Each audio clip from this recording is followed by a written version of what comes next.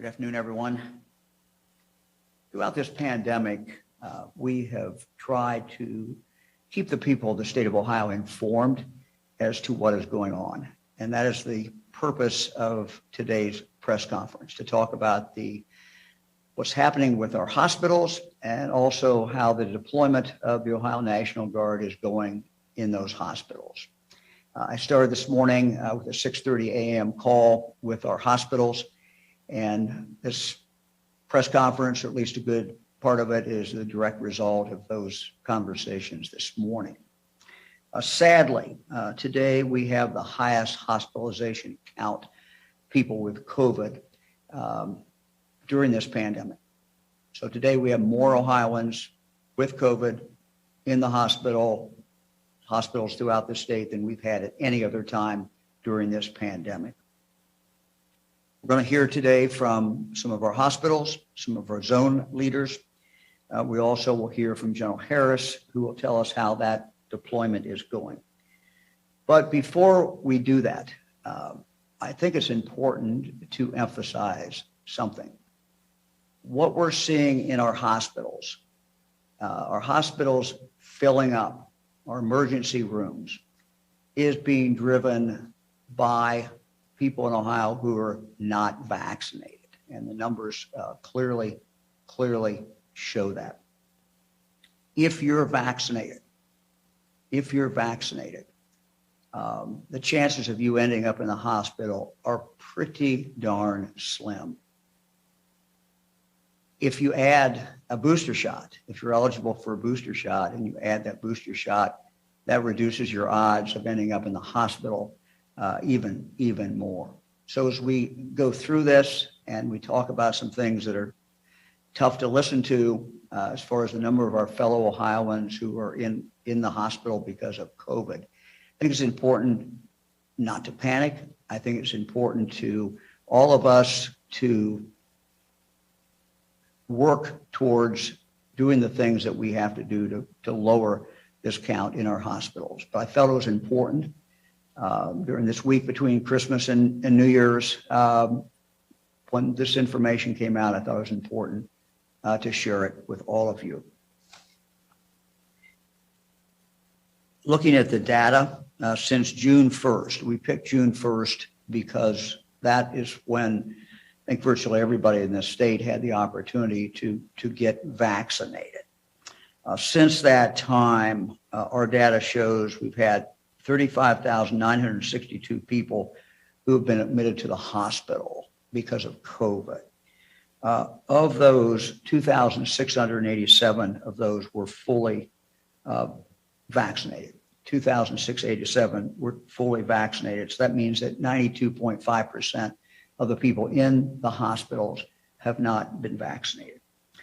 I think it just, again, confirms what our medical community has been saying to all of us.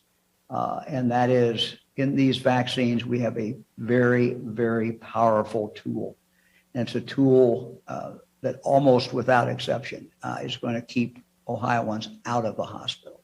So again, if you've not been vaccinated, please think about being vaccinated. It is your choice, but the evidence is abundantly clear. This is the best way to stay out of the hospitals. Let me turn to the hospitals. Since the pandemic began, we have worked very, very closely with our Ohio hospitals. And I just want to salute now the men and women of these hospitals who have done an absolutely phenomenal job. The nurses, the people who are keeping the hospital going, everyone has worked exceedingly hard through very, very difficult circumstances. So we are very, very grateful and thankful for what each and every one of you does. What sometimes is not seen, because it's done behind the scenes, really, many times in these early morning calls, is how well the hospitals have worked together. Hospitals that normally will compete have put that aside to save lives, have put that aside to work with us as we battle against this COVID.